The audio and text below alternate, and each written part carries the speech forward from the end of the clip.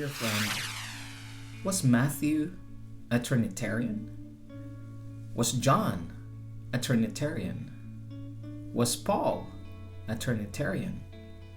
Were all the first century apostles and followers of Jesus, the Son of God, were all Trinitarians?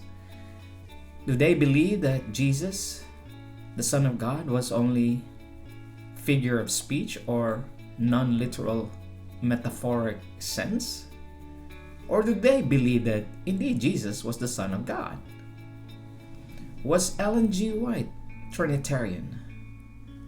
Friends, it doesn't make sense if we impose on the reading of Matthew and John and Paul's letters that they are all Trinitarians. One is in Matthew 28, 18, 19, and 20, and 1 John 5, 7. And if you read the whole context, it was talking about Jesus, who is revealing his Father, who is about to be ascended in the case of Matthew, and in the case of John, the witnesses. Was Ellen G. White referring to the doctrine of Trinity, which was from the Roman Catholic, that there are three gods that make one God, or three persons that make one God? Friends, think about this carefully, because 300 years after the disciples and the apostles were persecuted and been murdered and have died, one was John, the Council of Nicaea started to speculate about who Jesus Christ is under the pagan Roman Emperor Constantine. The Nicene Council was later amended in 381 to put in place the Trinity. How is that so 300 years after the apostles' death?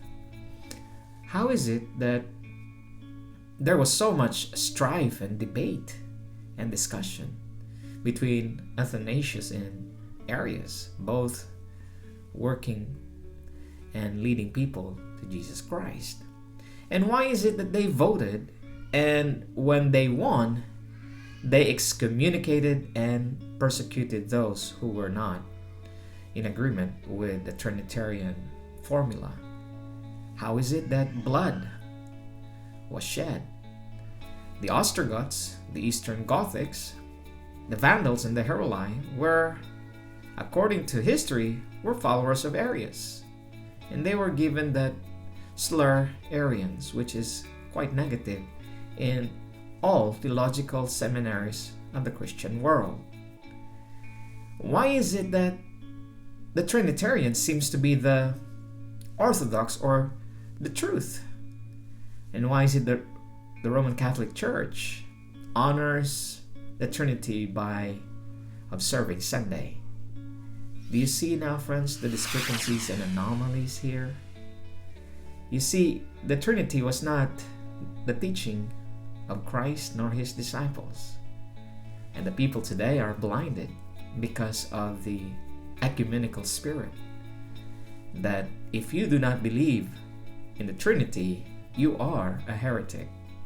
So they conveniently labeled all those who will believe in what the Bible reveals as anti-Trinitarians, as though the Trinity is the gospel of the apostles.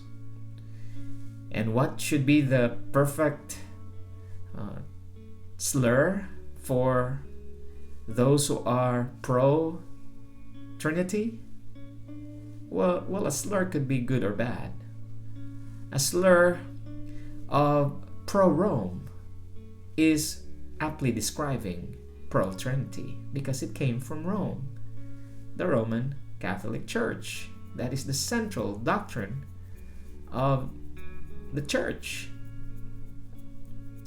So today, ask yourselves, was Matthew a Trinitarian? Was John a Trinitarian? Was Paul a Trinitarian? Was Ellen G. White a Trinitarian? I'm sorry to say, friends, but I have confirmed and I have witnessed they were non-Trinitarians. They believe in the one true God and His Son, and they obeyed Christ and worship on Saturday, our common seventh day of the week, and they followed the commandments of God, both the law in spirit and in letter, because of the sanctifying life of Christ, which is the Holy Spirit. May God continue to bless you and keep you. This is my prayer.